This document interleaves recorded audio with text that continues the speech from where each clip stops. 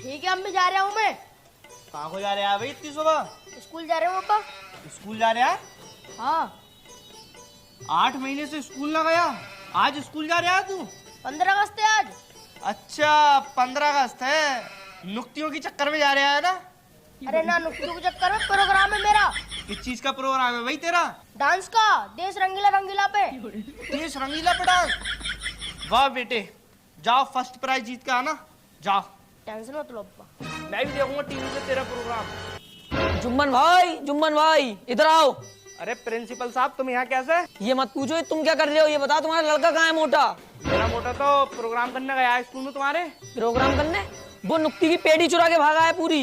नुक्ति की पेटी चुरा के भागा है? और क्या? कैसी बात कर रहे हो, वो तो आज देश रंगीला पे डांस करने गया है। अरे उसने पूरा स्कूल बेरंग कर दिया। ये तो बता दो है कहाँ वो? पापा इनाम में पूरी नुक्ति का डिब्बा मिला है मुझे।